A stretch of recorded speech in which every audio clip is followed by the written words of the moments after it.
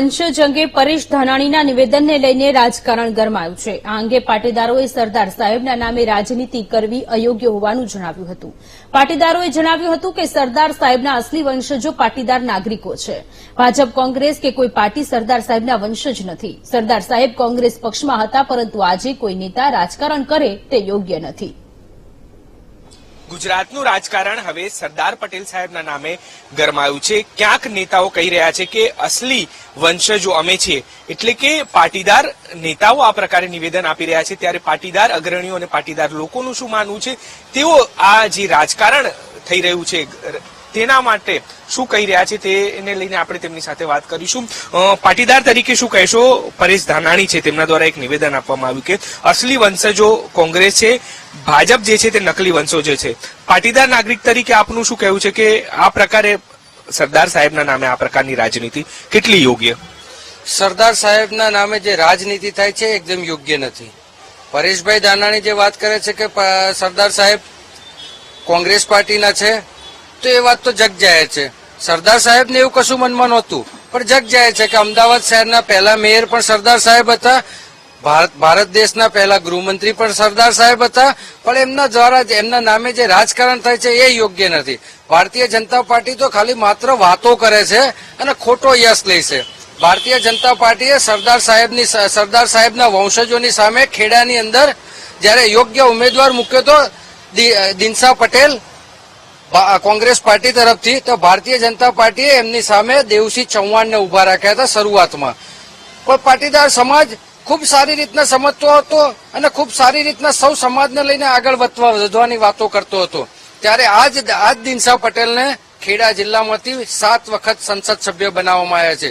ત્યારે સમગ્ર જિલ્લો ક્ષત્રિય સમાજનો છે, પણ ક્ષત્રિય સમાજ બી પાટીદાર સમાજના ખભે ખભા મિલાવી સરદાર સાહેબની જે વાત છે, સરદાર સાહેબના જે સપના છે સાકાર કરવા માટે એમને 7 વખત જીતાડીને સંસદની અંદર મોકલ્યા હતા। એટલે પાટીદાર સમાજ તો સરદાર સૌના છે। બિલકુલ એવું કહેવાય છે કે નકલી વંશજો જે છે તેમણે ગુજરાતને ગીરવે મૂક્યું છે, એટલે કે સીધી ભાજપ કોંગ્રેસની જે વાત થઈ રહી છે, સરદાર સાહેબને લઈને આ પ્રકારની રાજનીતિ કરવી અને કેટલું યોગ્ય કહી શકાય? પહેલા તો રાજનીતિ કરવી સરદાર માટે એ ખૂબ જ ખોટી છે। આજે સરદાર સૌના હતા, એ સૌ પરિવારજનો હતા, સૌ જ્ઞાતિજનોના હતા, સર્વ સમાજના હતા। આજે જયારે સરદારની વાત કરવામાં આવે તો એની ઉપર 206 પુસ્તકો લખાયા છે। એ કોંગ્રેસની અંદર હતા, એ જગ જાહેર છે। 25 વર્ષ ગુજરાત પ્રદેશ કોંગ્રેસ સમિતિના પ્રમુખ રહ્યા, નાયબ વડાપ્રધાન રહ્યા, એને કેટલા રજવાડા ભેગા કર્યા આખો દેશ જાણે છે। કોંગ્રેસની અંદર હતા ત્યારે પણ એ કોંગ્રેસના જ બધી રીતે શાસનમાં રહ્યા। આજે નહેરુએ એમના નામે આ સરદાર ડેમ બનાવ્યો, નહેરુએ એના નામે સરદાર પટેલ સ્ટેડિયમ બનાવ્યું, આવા અનેક સરદાર સાહેબના નામો આપ્યા। અને એ સરદારની વાતો જો કોઈ જૂઠા લોકો કરતા હોય તો આજે સરદાર પટેલ સ્ટેડિયમનું જે નામ છે એ શા માટે એને ઉખેડીને ફેંકીને અને મોદી સ્ટેડિયમ બનાવ્યું, એનો જવાબ જો જનતા જાણતી હોય તો જનતાએ જ પૂછી લેવો જોઈએ। હું તો એ મતનો માણસ છું કે આપણી લીટી લાંબી કરવી જોઈએ, કોઈને શા માટે આપણે નીચા કરવા। સરદારને એક બાજુ તમે સ્ટેચ્યુ ઓફ યુનિટી બનાવો અને એના માટેની તમે વાતો કરો, અને એક બાજુ તમે એના નામની તકતીઓ હટાવી પોતાનું નામ મૂકી દો। આ તો કઈ રાજનીતિ કહેવાય?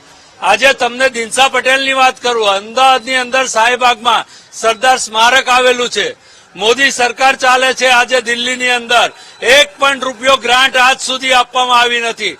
સરદાર સ્મારક જ્યાં સરદાર પોતે રહેતા હતા, સરદાર પોતે બધી એની વિચારસરણીથી ત્યાં કામ કરતા હતા, અને એ સ્મારક માટે જો આજે આ સરકારને 1 રૂપિયો આપવાની તેવડ ના હોય તો આજે દિનસા પટેલ તો ચલાવી જ રહ્યા છે। જે સરદારના જે અન્યાયો છે એ તો એ સ્મારક ચલાવી જ રહ્યા છે, પણ આ લોકો એ સ્મારકને તોડી પાડવાનું કામ, એ સ્મારકને હથવગું કરવાનું કામ કરી રહ્યા છે। જેમ ગુજરાત વિદ્યાપીઠ જેમ આ લોકોએ સગે વગે કરી, એમ હવે સરદાર સ્મારક પણ સગે વગે કરવાનું કામ કરી રહ્યા છે।